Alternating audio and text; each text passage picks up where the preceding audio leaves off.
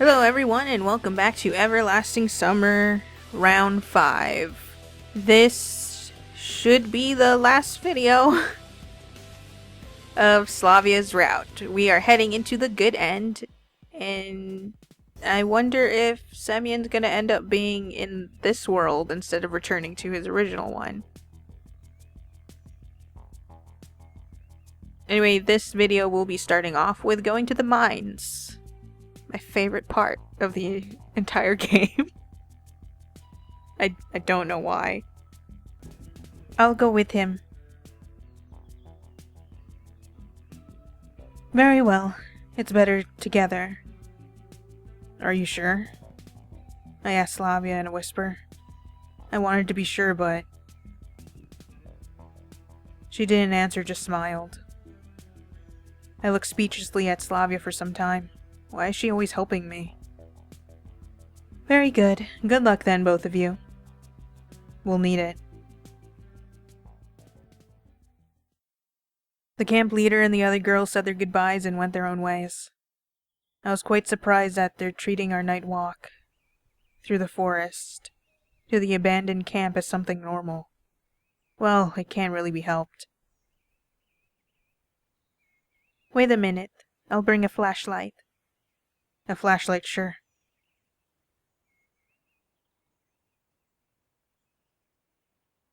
While I was waiting for Slavya, I had a strange thought.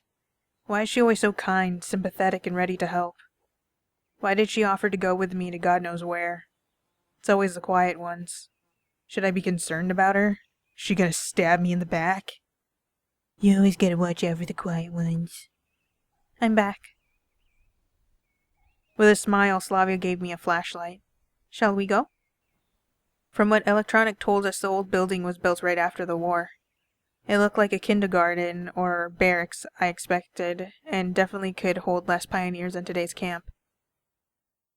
It had been abandoned for about 20 years. It was now totally dark.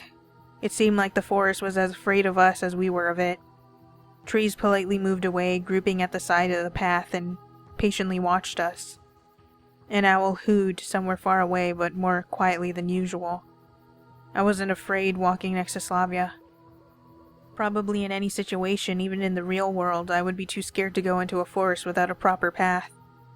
But I tried to get rid of these thoughts. Although it was strange, Slavya probably soothed my self-preservation instincts and my sense of reality was blunted. If it continues this way, I'll jump towards some beast with a smile on my face. You're not afraid at all, are you? Meaning... Slavya turned around and looked at me, smiling in a strange way, either with misunderstanding or with gentle mockery. Or maybe I was just seeing things. Well, night, the forest, the camp. Yes, it sort of gives me the chills. Just sort of? Are you afraid? No, well, yes, but it's a natural human reaction in this kind of situation. I didn't want to show my fear, but I wasn't really scared. I just felt that being scared is what I should be in a situation like this. It was like my body had stopped producing antibodies to fight against an infection. I was scared, not by the night forest, but by the fact that I was reacting to everything that was happening in the wrong way. On the other hand, I didn't want to make a fool of myself. I see. Slavya smiled again and continued walking. The path surrounded by trees and bushes was becoming more narrow. The deeper we went into the forest, the less clearly we could see the moon. For a moment, clouds hid the moon and everything was submerged into almost pitch-black darkness.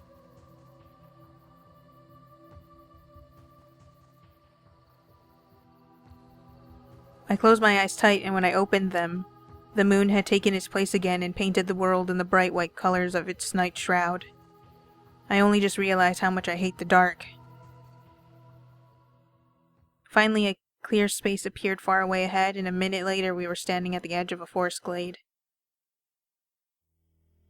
There was a ramshackle old camp building eroded by rain, rust, and beetles. It smiled at us with broken windows like a gap-toothed mouth. A silent rebuke from the dead to the living would be read in its smile. A cemetery fog clouded the whole glade, so ghosts, ghouls, zombies, devils, and other evil entities seemed to loom from the haze. From the gaze. The sight was enough to give the average person a heart attack, or at least a panic attack. If Slavya hadn't taken my hand, I surely wouldn't have been able to stand it. It won't be as scary this way. She smiled. I couldn't say anything else, just grasped her hand tightly. What am I even doing here? Looking for Shurik at night in the forest here? How could I ever agree? There's not a single normal person who would. But the world around me can't be really called normal. I tried to persuade myself that I was finding answers and that it can't really get any worse. To be honest, nothing bad had actually happened to me during the last 4 days on this camp. Besides, I had no special reason to think that something bad would happen. Maybe it's just the way the world works. People can't live without adventures. Shall we go? Yeah, I guess. But we didn't make a move. Slavya seemed to be waiting for me to take the first step, but I had just enough courage to stand still without running away.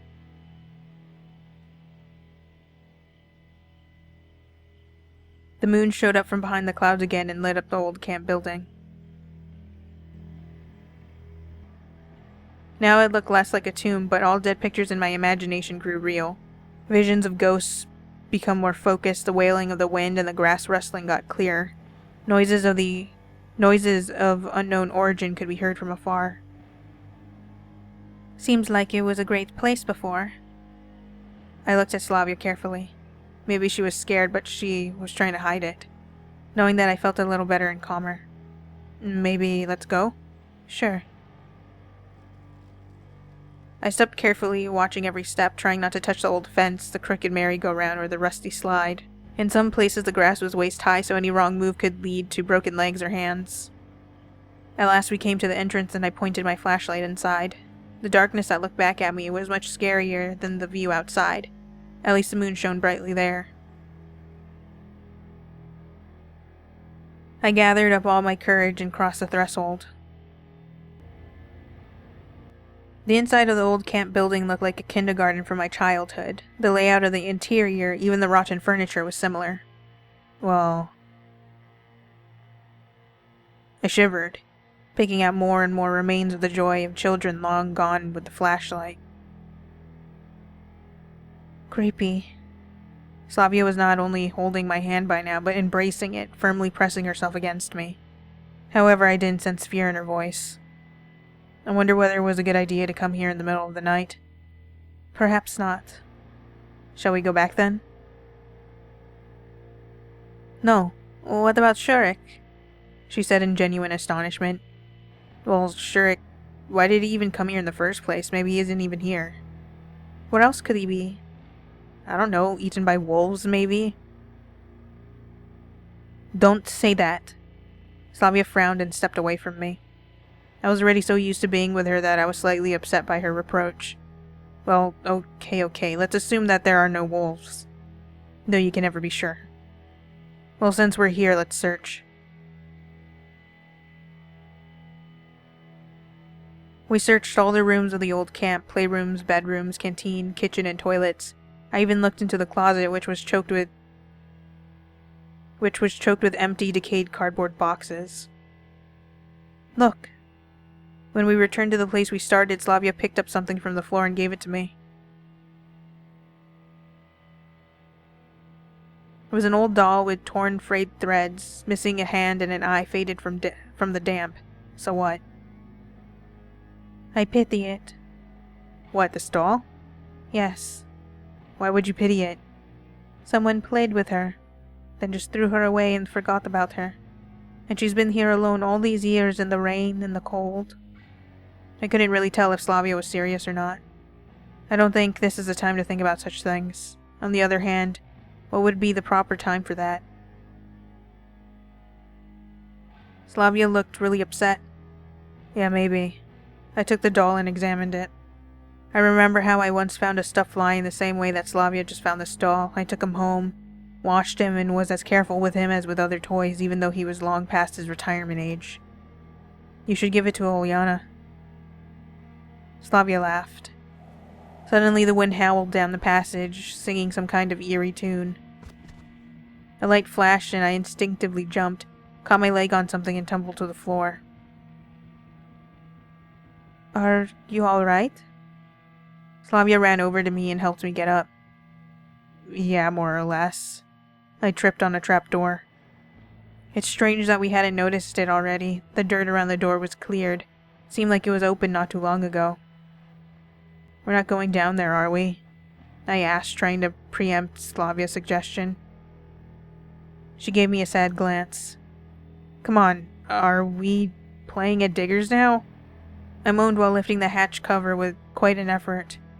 My common sense was crying out, telling me I shouldn't do this, but contrarily, my logic suggested that if this world wanted to kill me, I'd already be dead.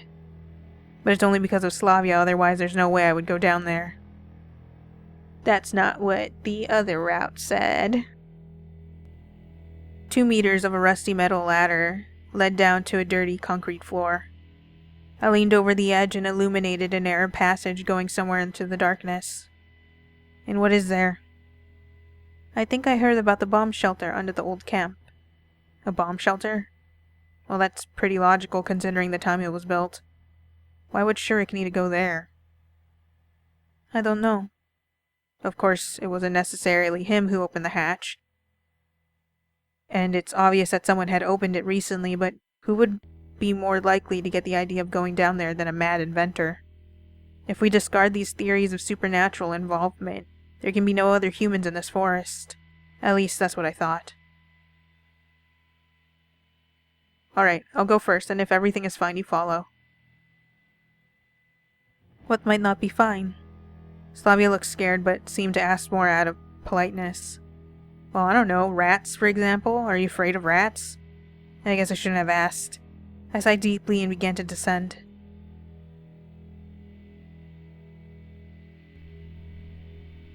We advanced slowly, holding hands. In the pitch darkness, the flashlight was not helping much. Only occasionally it would illuminate pieces of old newspapers and a scrap metal lying here and there. Suddenly it began to feel as if the walls and the ceiling covered in endless twisting cords were pressing in on me, as if the passage was getting narrower. I spread my arms, trying to measure the passage's width. "Are we still far off?" asked Slavya sadly. "Far from where? I've got no clue." "Alright." Just then a massive metal door appeared before me as if from nowhere. "Oh," cried Slavya softly. I tried the handle and it seemed to yield a bit. "You ready?" "Not sure." Though speaking frankly, what could you prepare for in such a situation? The wheel turned a few times, squeaking horribly, then finally reached its limit and went quiet. I pulled on the door with all my weight, and it reluctantly opened. I almost said appeared. There's some sort of chamber behind it, which turned out to be the bomb shelter itself. When we entered, the light suddenly went on, making me flinch. Though it was likely that there was an independent power source here. At the time when these catacombs had been dug, people had been building things to last. The bomb shelter looked exactly like what I imagined. It had everything needed to sustain prolonged human existence during a war. The lockers contained chemical protection suits, gas masks, dry rations, and water cans. At the far wall, I noticed a lot of various tools, pressure meters, radiation meters, a radio, and some others. However, this place looked like nobody has ever used it, which was not exactly that surprising. Furthermore, it looked like nobody had ever entered it after it was built. Slavya gave me a questioning look. Well, Shurik is definitely not here. But was he? No idea. But if he was here, he couldn't have just vanished. I looked around the room again and noticed another door in the wall to my left. Maybe there? However, the door wouldn't open. What if he barred it from the other side? But why? I don't know. Still, it was quite possible, assuming he was there at all. By the looks of things, Shurik was hiding, maybe running from someone. Such things made me uneasy, and I felt like putting myself on the other side of the door as fast as I could. I pushed hard, but the door only gave a dull creak. Here, maybe this could work? Slavya handed me a crowbar. I fumbled with it, considering how I could better tackle the door. Let's give it a try. Using all my strength, I managed to pull the door off its hinges and it crashed onto the floor. While I was recovering from my efforts, Slavya pointed the flashlight down the newly opened passage. There's a corridor here, just the same as the previous one. Geez, this place is a real maze. Shall we go? Hold on. I sat down on a bunk, took a dusty pillowcase off a pillow, and wiped my forehead. Let me catch my breath. Slavya sat down next to me and began to study the details of the floor tile patterns. Better turn off the flashlights for now. Oh, yes. She blushed slightly and clicked the switch off. It's just plain creepy. I caught myself thinking that I have not been treating these events as real for the last half hour. As if they had not been happening to me, as if they were just a dream. Just like back then, 4 days ago, in the first minutes after I found myself here. Yeah, lately I might have started getting used to this world, this reality, as it has become reality for me. And the feeling deep in my soul that I had to find an exit was not so acute anymore. But now again, in a blink of an eye, the forest, the old camp, the bomb shelter, there was absolutely nothing supernatural about any of it. But neither was it anything normal, like anything from my previous life. Yes, agreed Slavya. Don't you find any of this strange? What exactly? Well, the fact that we're sitting here, just you and me, in the night, wouldn't it be normal in such a situation to instead wait till morning and call the police? Yes, I guess so, she replied thoughtfully. Of course, I almost volunteered. I shouldn't have. Well, almost isn't quite right, but still. But you just wanted the help. If Shurik is here, we should find him as soon as possible. At this rate, we'll be the ones they're looking for. You know, he did manage to get lost here. Slavya looked frustrated. Alright, I didn't mean anything like that. Maybe he's not here. Maybe he actually went back to the camp a long time ago. Yes, maybe. But we should still check, right? Of course. Slavya got up and held out her hand to me. It seemed she wasn't as afraid as me. Though I was already tired of being scared myself and now only wanted all of this to end as soon as possible.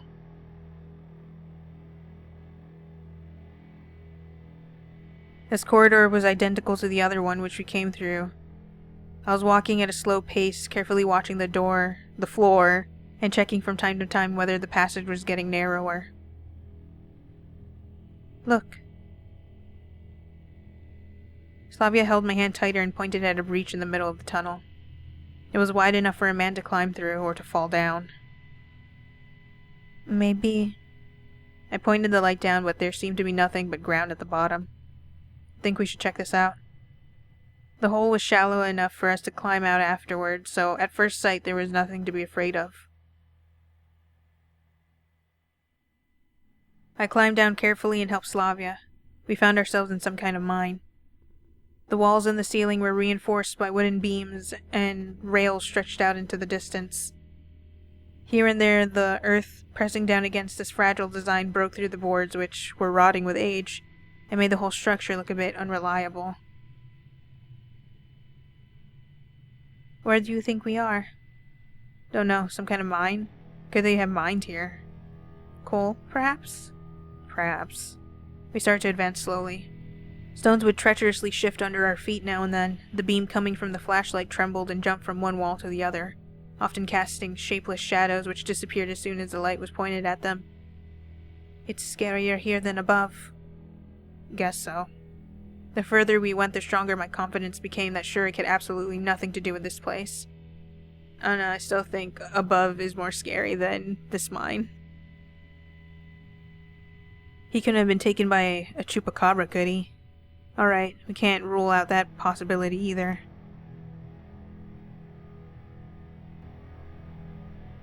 At last we came to the fork in the tunnel. Where do we go now? I don't know. I tried to inject at least some semblance of calm in my voice, but I really had no clue. None at all. Not where to go, not where Shurik was, not even why we're here. What if we get lost? Yeah, right, let's leave a mark that we have already been here. I picked up a rather large stone and carefully carved a cross on one of the logs supporting the ceiling. There, now we'll know that we've already passed this spot. Good. Slavya smiled. So, which way?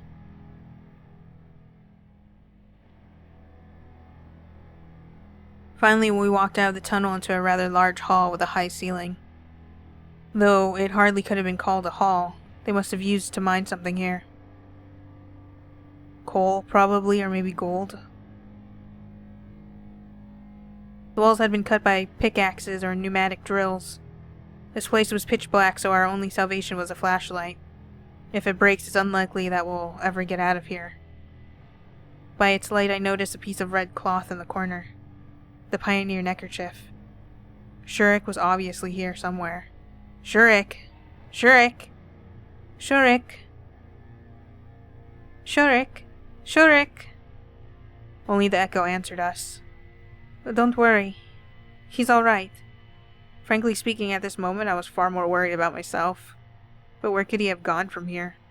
This chamber had no other exit. Of course, there are probably still places in this tunnel where we haven't been to yet. Then we have to keep searching. After another turn, the flashlight lit up a wooden door. Well, at least there's something. To tell the truth, I was so tired of wandering around this mind that I had completely stopped thinking about Shurik. I only wanted to find an exit as soon as possible. What's behind it? We're just about to find out. Past the door where there was a small chamber which looked either like the utility room of a boiler house or like one of the bomb shelter's rooms.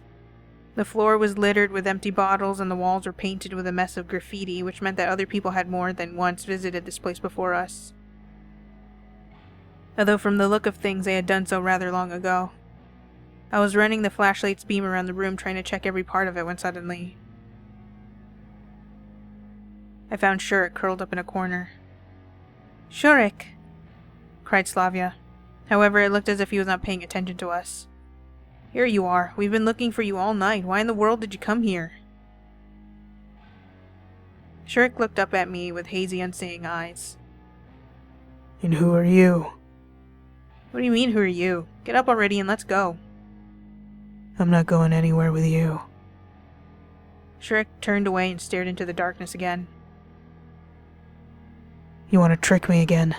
You'll make me go in circles through the tunnels, won't you? Yeah, you will.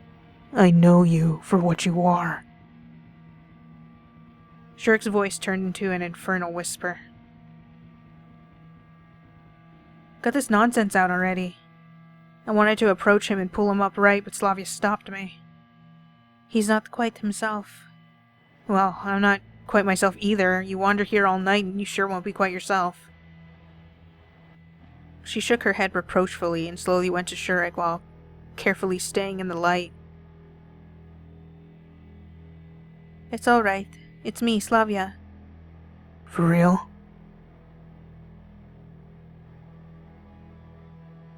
Shurik looked at her and immediately started sobbing quietly. Of course. Who else could it be? And that's Semyon with me. We came to find you. Everything's fine now. Are you really not them? Certainly not. We're us. He tried to get up, but he was apparently disoriented and would have fallen if not for Slavya, who caught him by the arm. Easy there. Careful. When they came up to me, I said, All right, time to get out of here. We can't go back. Back where? Into the mine? Yes.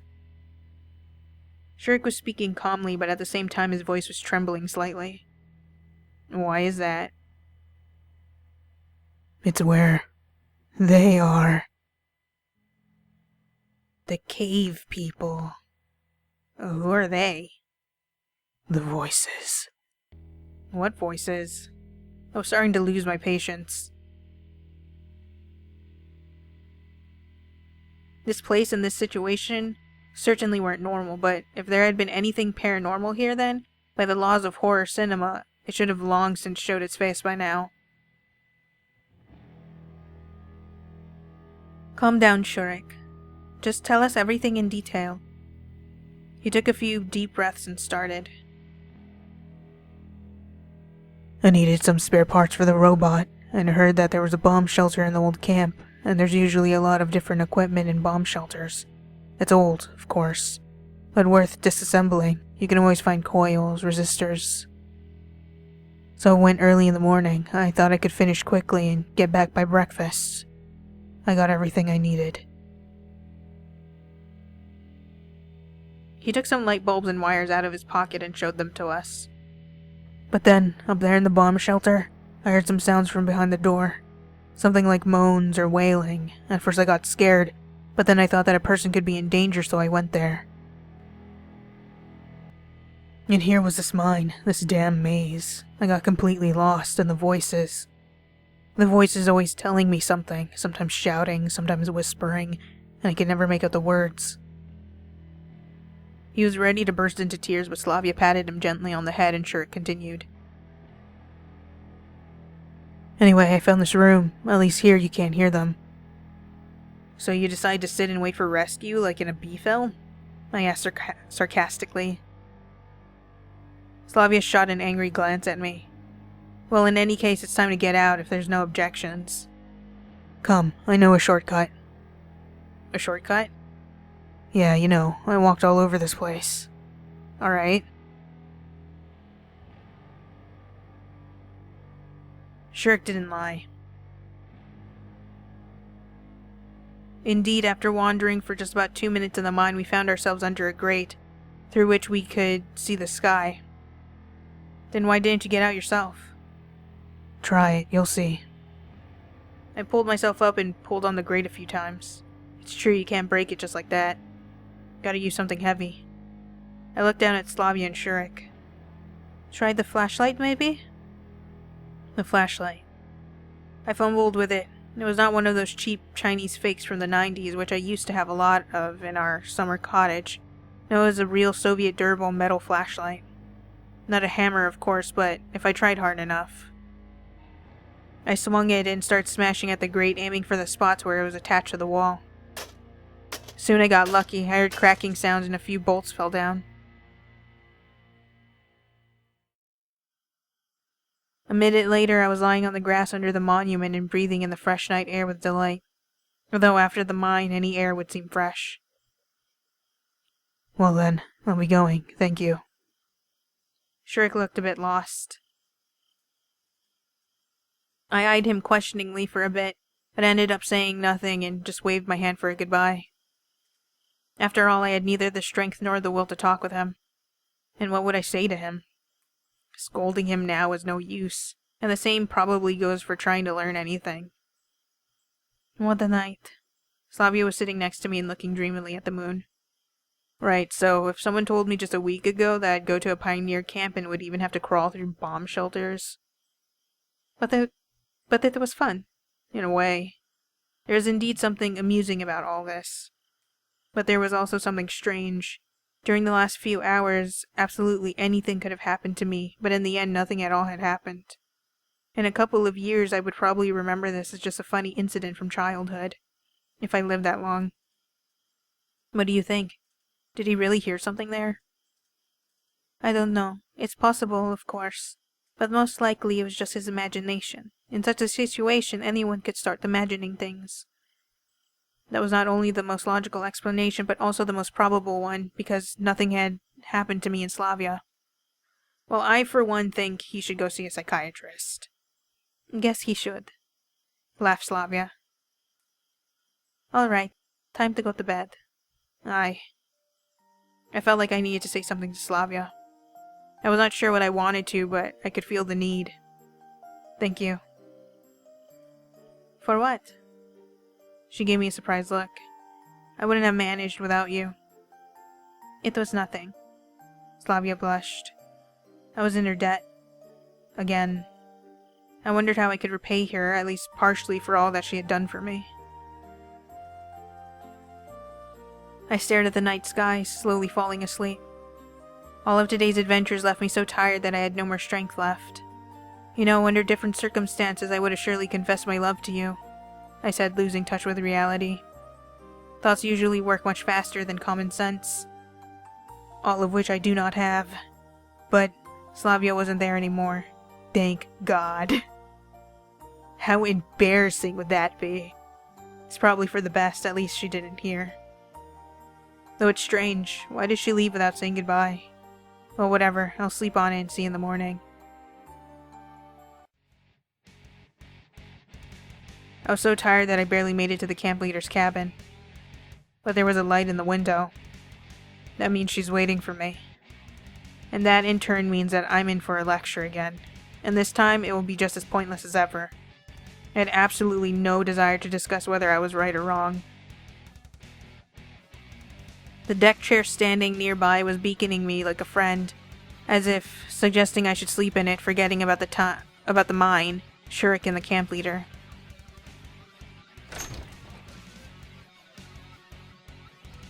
Here you are, I said blankly, still looking at my deck chair. Semyon. Yeah. We found Shurik. Slavya will give you the details tomorrow, and now I'd really like to sleep. She looked at me confused for a moment and then replied, "Oh, well, fine." Olga, what did you expect? You sent them to go look for Shurik. You didn't even go yourself. You could have accompanied them. I don't know if mentioning Slavya played its role, but half a minute later I was already in my bed.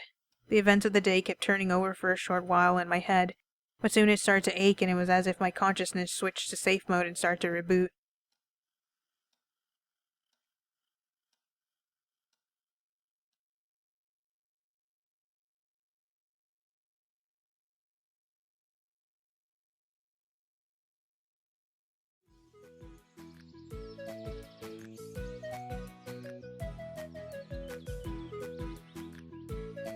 Oh, really? Yeah, really. Okay, I'll be right back. Much to my surprise, Oleana didn't ask any awkward questions. I have nothing to justify myself for, I replied calmly. Oh, really? Okay then. So you think all of this is normal? Fine. She paused for a few moments and turned to Slavya. Go to your cabin. I understand that you're not the one to blame. Slavya didn't move an inch. She only lowered her eyes and held my hand even more tightly. You think it's only complicated for you. It seems to me that it's hard for you too, but for some reason you don't think so. And what if I told you that I don't have a place to go back to? That since last Monday there's no more life for me and I have to start from scratch. I don't know. That doesn't sound very reasonable. And it shouldn't, but it's true. And then what? Please, explain. I came to this camp by accident. Actually, I'm from another time, perhaps from another world. From the beginning of the 21st century. And I'm older than I seem. I don't really know how I got here.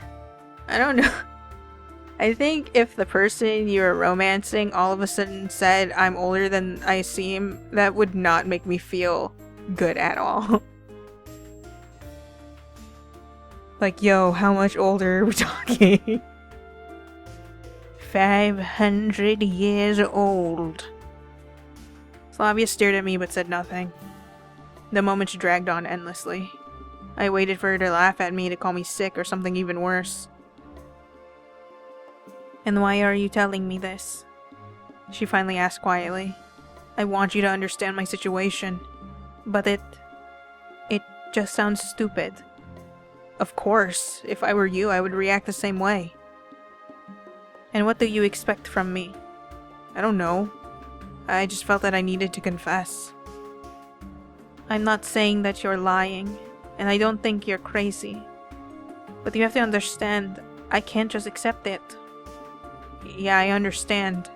I just thought that it would help you to understand my situation and my motivation for my actions. It didn't, to be honest. I sighed in frustration. And my opinion hasn't changed, but You'd be better off. You need to pack your stuff or you'll be late. Let's talk later. I wasn't going to argue. If Slavya hasn't changed her mind after my confession, then it's pointless to press on right now. Every time I do Slavya's accent, I feel like I get worse and worse from what I originally intended it to be. Like, now I'm kind of speaking using, like, the tip of my tongue. And it's not how I wanted her accent to be at all from when I originally did it. I don't remember what I did. And I just kind of went with whatever I was doing now. Distressed, I shuffled off to Olga Dmitrina's cabin. The camp leader stood at the doorstep and looked like she was waiting for me. Why are you so gloomy? Did something happen?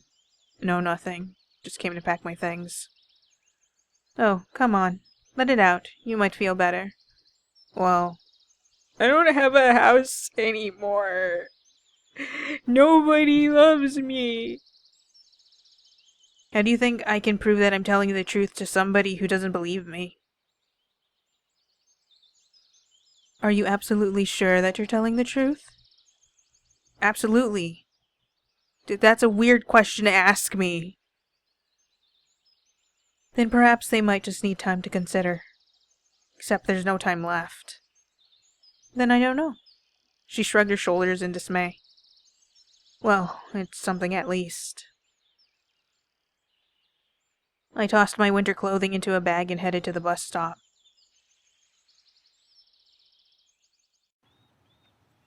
If a couple of days ago I'd seen the Icarus standing at the gate of the camp and waiting for pioneers, I would have been the happiest person in this reality. But right now I wasn't in the mood to rejoice. I just got rejected. I'm very upset right now. There was still plenty of time left until the bus departure time. I sat down on the curb and buried my head in my hands. Why are you so sad? The familiar voice pulled me out of my thoughts. Just... Had a fight with Slavya? You could say that. And what's the reason? She doesn't believe that I'm an alien from the future. I smiled ironically. I wouldn't believe it either. It sounds sort of stupid. You don't have to say it to my face, said Lena seriously. If I were in your shoes, neither would I. But I'm still gonna say it every single time. Honestly, at this rate, you might as well just make up, like, a white lie. Something a little more believable, like, I don't have a home. Which is true. What happened to your parents? They're not here anymore. They're in the great beyond. It's not a big deal. You'll make up from a quarrel. Yeah, but there's not much time left to. Left what? To make the right choice.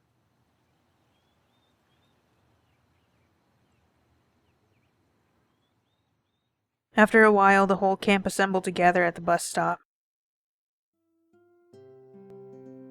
Everyone here? Began Olga Dmitrina. You're leaving our camp today, and I'd like to tell you something in parting. Ugh. To reread this again? She was visibly nervous and desperately lost for words. I hope that you'll remember the time you've spent here for a lifetime, and that you'll retain only pleasant memories about Sovyanok. I also hope that you became at least a little bit better. Managed to learn something and found new friends. Looks directly at Semyon. Just come back next year. Looks away from Semyon. The camp leader turned away. It seemed she was trying to hold back her tears. I didn't expect her to get so emotional, although her speech sounded like a complete nonsense to me as usual. Of course, this is where I met Slavya, but now we're going through a tough time, and what will happen next is absolutely unclear. So I didn't care about whether I'll miss this place in Olga Dmitrina or not. unlikely. When the pioneer started to get on the bus, I pushed through the crowd to Slavya. Let's sit together. Okay. Or she just said no. Oh, this is a good end, I suppose, she said quietly. I even thought that I saw the shadow of a smile on her face.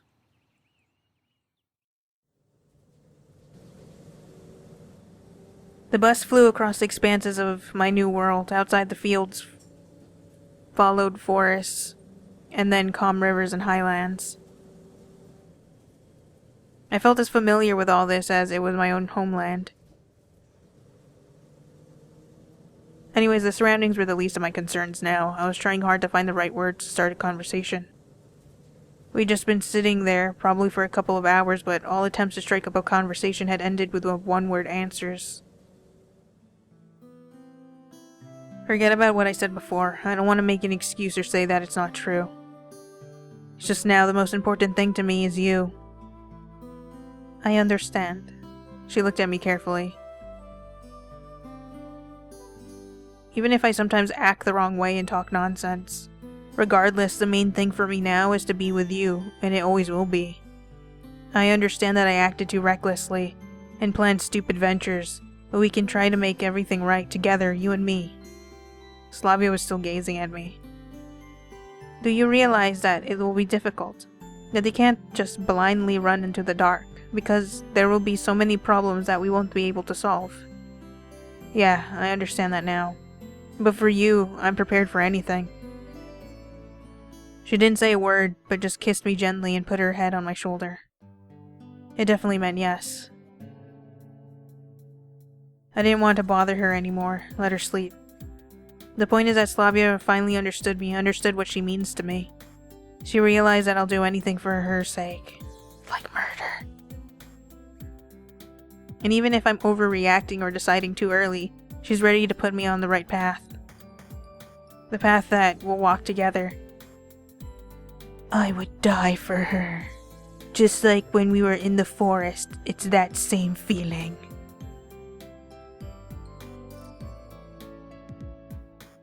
Night started to claim its rights and the bus settled down to sleep. At first I tried to fight it, but is there any use in enduring and wasting my efforts when the future can finally become crystal clear for me? My eyes shut just for a moment.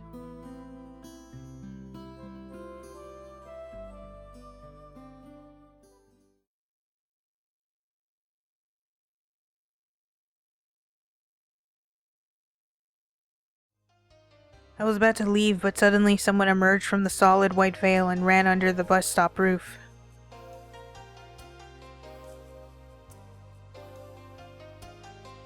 It was clearly a girl, as she had a long ponytail hanging out of her hood. She stood with her back to me so I couldn't make out her face. "Excuse me, has the last bus already left?" she asked without turning to me. "Where can she be heading so late? The 410 must be the most cursed route in the city."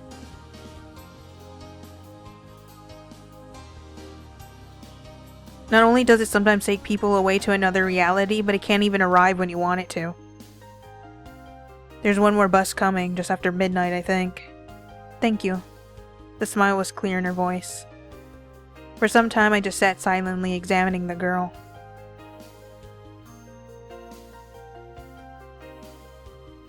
Finally she spoke. "Where are you going so late?" Is it really that interesting for her? Just having a walk? I answered thoughtfully. "And you? Are you here for something important?" "Well, not really.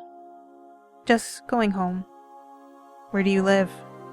I couldn't help asking. "Far away," she said vaguely. "And I live nearby." "It's a good area." I would say there wouldn't be a worse one. I didn't have too many options. "You don't like it?" "Don't know. I got used to it by now." "I think that people can be happy anywhere they want." "Perhaps." "Well, think of it. People live even at the North Pole. In stations, I mean. And in the Sahara Desert. And in many other places, it's the people themselves that are the most important." It's difficult to disagree with you. My comment sounded so philosophical that I unconsciously smiled.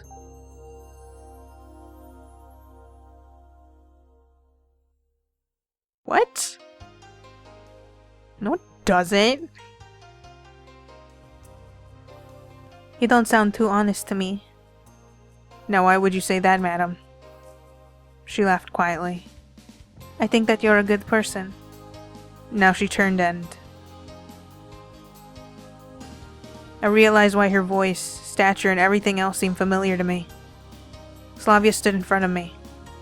For a moment I lost the ability to speak, but just for a moment. Of course, it could just be a girl who looked like Slavya from my dream. Or I'm experiencing the strongest deja vu. The city is not a pioneer camp, I'm not wearing a uniform, and it's not summer. Trying to convince myself that it's just an illusion, I decided to ask a question. Have we met before? She carefully inspected me and smiled. I don't think so. But your face seems familiar. Had you ever been to a pioneer camp as a kid? Of course not. She laughed. When I was born, they'd already been disbanded. Alright. Although, I had a dream recently. She thought for a second. Me too. I mean, about the pioneer camp. Maybe that is where we've met. The girl said seriously. Possibly. By the way, my name is Slavya. Actually, my full name is Slavyana, but everyone calls me Slavya. You can do that too.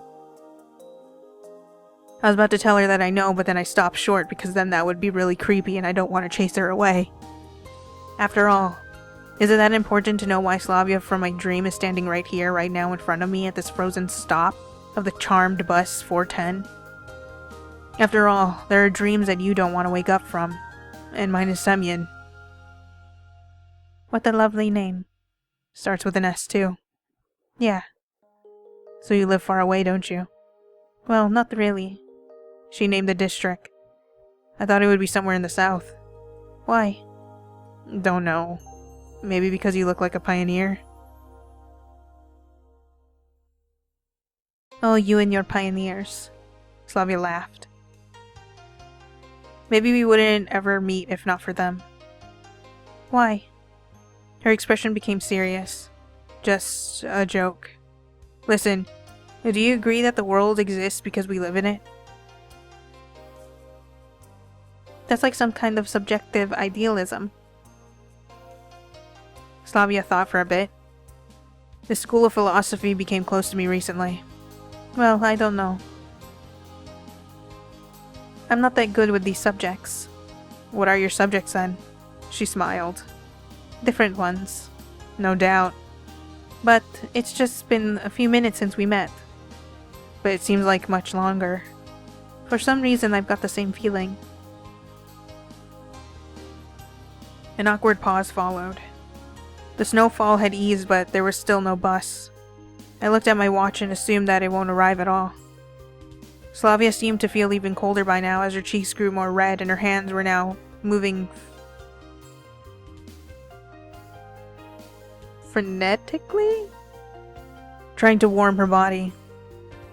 Seems like the 410 bus is done for today. I guess, she said sadly. If you want, I started after pulling myself together. What? You can stay at my place. But we've just met. She laughed. She didn't seem frightened even a tiny bit. Yeah, I understand, but it's so cold outside. Aren't you afraid? Slavya looked at me playfully.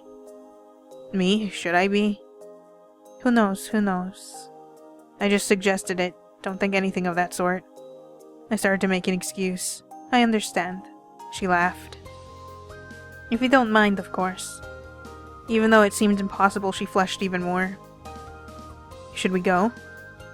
Let's wait a bit longer. Maybe it will arrive. Okay.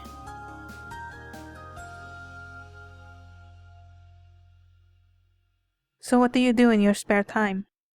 Slavya asked after a while. Well, work at home kinda. I just couldn't tell her that I do nothing. Sounds good. Why? Don't know. You have a lot of free time. You don't have to go anywhere and so on.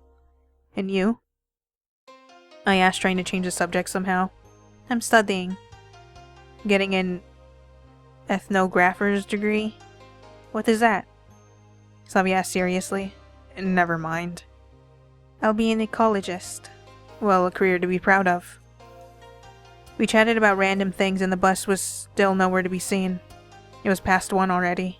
Time passed by so fast. I guess Slavya understood my thoughts. Shall we go? She smiled. I stood up and headed slowly towards my house. She carefully held onto my arm and looked into my eyes. You know, I'm sure that this year will be better than the previous one.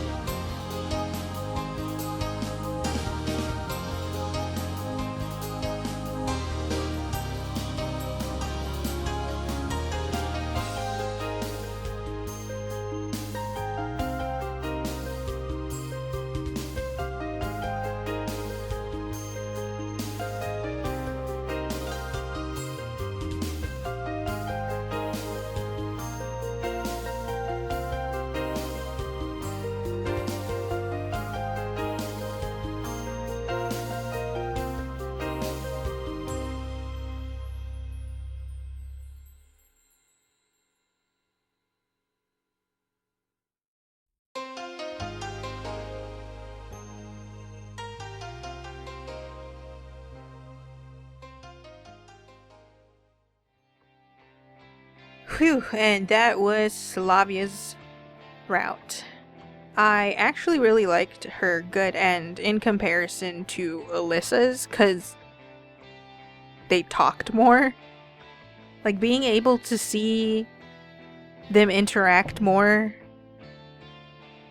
is more fulfilling, because I'm pretty sure in Alyssa's one, we saw her at like very last minute and they didn't really have much of a conversation. The sucky thing for Semyon is that like no one knows him.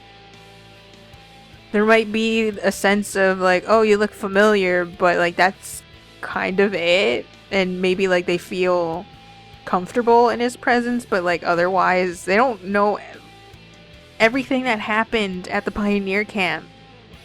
They don't know anything about it. And so Semyon just has these memories of being with a version of them rather than actually with them. So, like, honestly, it's kind of messed up when you think about it. But I suppose it's kind of like those stories where they were lovers in a past life and then they come across each other again in another life. I mean, it still sucks though if no one remembers anything. Like, if only one person remembers things, it's like they have all this love and affection and then they have to win it again. Or they have a memory of this person, but it's not the same. So they're loving basically somebody else because memories make a person. That's how, like, personalities are formed through, like, the environment and stuff like that. All that's left is a mystery girl, Miku, and getting the harem ending. And doing the Xenia mod. I don't think I can do... I know it's been mentioned that there is this one mod that seems to be good, but it's not fully translated in English, and I don't remember what it is. And I forgot to take a screenshot or note it down. But if there's like something that's finished and I can actually, download and stuff, I'll see about doing it. But right now, I think Xenia's the only one that I'll be doing after this. Next up, we're gonna have Miku. So I'm pretty intrigued about that. I don't think I had too many scenes with her, so I think hers is gonna end up being long. I think I got maybe like 1 or 2 scenes with her. So it's gonna end up basically me redoing the whole game from the beginning to the end. I'm really curious how that's gonna be. I think overall, Lena might be the one that I like the most. As, like, more so for the detail that was put into it, and it was pretty interesting. Slavia's route was pretty normal. The only thing that I think is a shame is that Slavya ended up mostly being like a fan service-y character.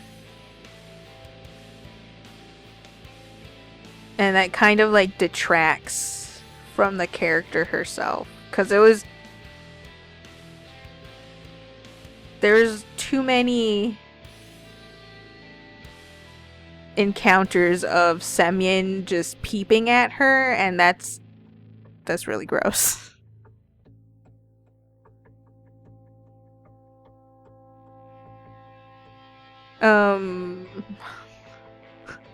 But yeah, aside for Semyon just continuously doing things that a person shouldn't do, Slavia's route was pretty, like, average, I suppose. Though I definitely put her good end on a higher rank than Alyssa's good end. I think it should, between the girls, it would be Lena having the most interesting endings, Slavya having an interesting good end, then Alyssa, then Uliana. I honestly don't really know how to feel about Alyssa's endings. Like, beforehand, before the breakup stuff, it seems like it's dramatic and it has substance. And when you don't take into consideration the good end, her bad end is more neutral than actually bad. And then with her good end, there wasn't really much like interactions at the end of it. It was just like, oh, look, it's Alyssa, but not really.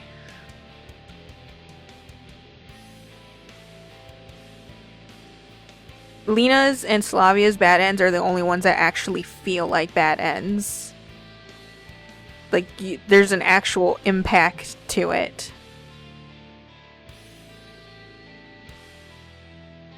Like, I know Alyssa's, there was the argument and stuff, but Alyssa's bad end is neutral despite the argument and loss of love, because Semyon ends up getting a career. Like, he built a life for himself despite that fact. With Lena and Slavia, he ended up dying at the end of Lena's, and then with Slavya's, he was just stagnant. He might have changed a little bit, but it wasn't really a big change. He was still suffering from losing Slavya. And then, like I've said before, Oleana's is the weakest through her entire route because of the implications and her bad end being the worst of them, because it was just all of a sudden she's just taken out of the picture. There's no real explanation, and that was it.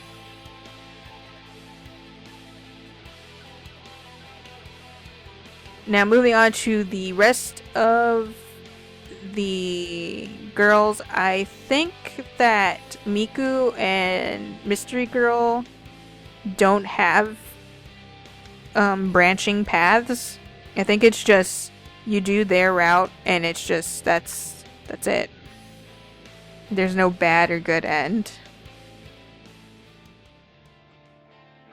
Yeah, so for the rest of the girls, there's no branching path. It's just gonna head just down their route, it looks like. Anyway, I'm excited to see how those are gonna go, especially with the mystery girl, because hers will be... I didn't get any scenes with her, I believe. So all of her scenes are gonna actually be new, and I don't have to skip over any of hers. It's just all the main storyline that I have to skip through. I wonder how the harem end is gonna go, though. That's my big question. Outside of what Xenia's story is gonna be, I really don't know how that harem ending is gonna go, considering two of our girls don't even like each other. But that is something to wonder about and get answers for when I get to it at some point. I hope you guys enjoyed Slavya's route. We're gonna be moving on to Miku's, which is round 6. See you guys in the next one.